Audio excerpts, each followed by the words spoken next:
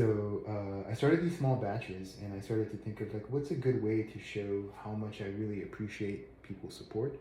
So along with like their normal monthly subscription, I started to make these small batches. I started a while back with another buddy who actually wasn't a subscriber, but he he bought soap. Somebody I served with, and me and him had been talking about a fight soap for a while, and he really wanted to. Oh man, really, let's make a fight soap, something that kind of cool. He goes, because there's like not that many. Something with natural oils. So I did one a while back, and I'll post that video in the comments as well. And then I want to kind of keep going because I know sometimes I'm super intense, and I'm like I have that intensity, and I'm out there firing, right? But I recognize sometimes I'm not as consistent. And a common theme these last couple of weeks have been how sometimes consistency trumps intensity all the time. So I want to start working on being a little more consistent. So I might ramble, but that's because I want to cut these up sometimes and share more information.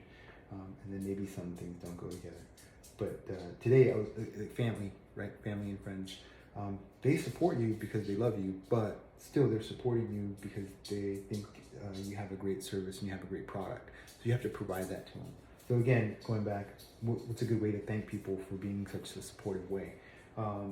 One of the things I thought of, well, let me do like some off the side when I'm thinking of, oh, what's a good soap to make? What really works? And then putting those mixtures together, and then maybe sharing them with the people that I care about. Today, I actually have one that I've been kind of working with for a really cool guy that I've met through the Vet Tribe. Mr. Kurt Baelish over at Baelish Woodworking. Man, check his stuff out. He's got some great stuff, and what a great veteran program he has, having veterans make different things out of wood, and then using that as a way to transition and heal and grow and just do good stuff. I think that's awesome. He likes the wood stuff, so I've been kind of working with a little bit of something with cedarwood and whatever. So this one actually, it's kind of a little florally, so it's probably not going to be that great for Kurt himself. But I also recognize he has some great girls. And then there's another really cool guy that's been kind of hanging around. I'm actually wearing a shirt.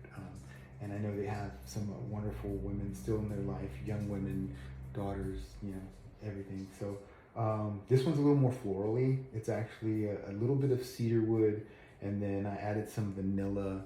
And I've been really experimenting with rose. I really like rose. Even the last soap I had rose in. Anyway, so it's got a little bit of cedarwood, frankincense, and rose, and then just a little dab of vanilla. So it's kind of florally, but it's really nice. I think it'd be kind of cool. So just like everything else, comes up to about four bars. A pound, because I make them a little bit smaller for these just to test them out. So like I'll send one to each. Keep one to maybe auction off for like one of their favorite charities. We could figure that out in a package or whatever. And then I keep the other one just for like dexterity, right? I kind of put them up as I kind of go along with this one. I'm not even sure what to call this one yet. Like I don't know. It's hey, best name wins. How about that? You guys can help me. #share. What's a good cedarwood, frankincense, rose with a dash of vanilla. What does that kind of say to you guys? Anyway, so what I'm gonna do is I'm at the very last stages. They just sat in the mold for a while, and I'm just gonna pop them out. Here I should put my mask on because you guys have beard hair in your soap, but I'm just gonna show you. Yeah, it's my small little experimental oils kind of grows, but the big ones are the ones I use to actually make the soaps that we have. I already know like the essential oils that I know I'm going to keep. So yeah, kind of cool.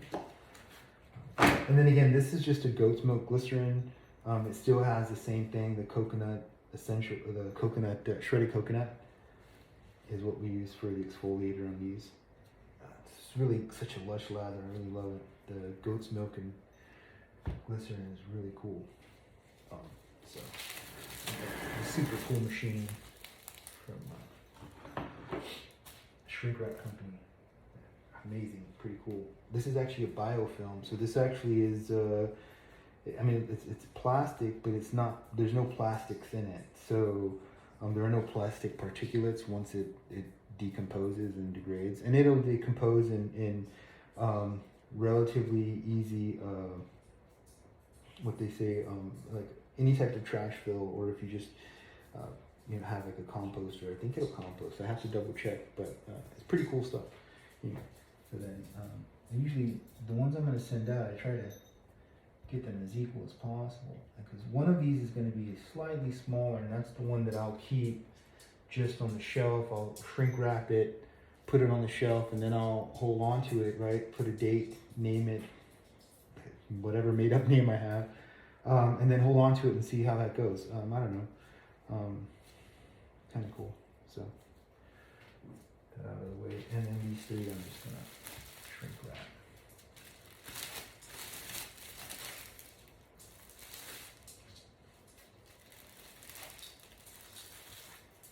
So there's a little bit of coconut, which is kind of cool.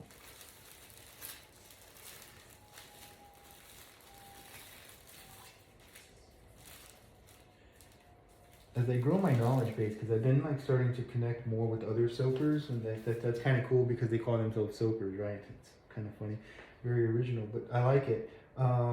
Very creative minds when they think about how to mix oils, especially when they're doing cold and hot process, which is really something that I really like to kind of learn a little more about and experiment with later on. But again, because Maxwell Soaps is not really a soap company, it's more of a transitional work program, right? Utilizing these kind of methods, these kind of small, easy to do, you could do it in your house business, just as a veteran transition, either helping us grow or just learning the skill while they're transitioning, and then figuring their way out, and then having a side hustle. Because as we've all learned in the game, it's like the way to grow true wealth is multiple revenue streams. It's not about how much you save, it's how much you invest, the time that you have available to grow. So whether it's financially, physically, educationally, or whatever, as long as those paths lead to growth, and your definition of what you want to grow at the time is up to you, but there always has to be that whole anyway. So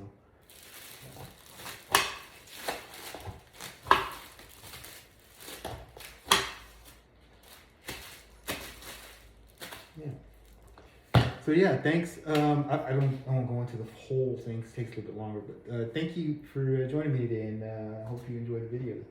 Yeah, Kurt, Ryan Hunt, I hope you like the soaps. Man, I hope the girls like them. Thank you. Have a great day.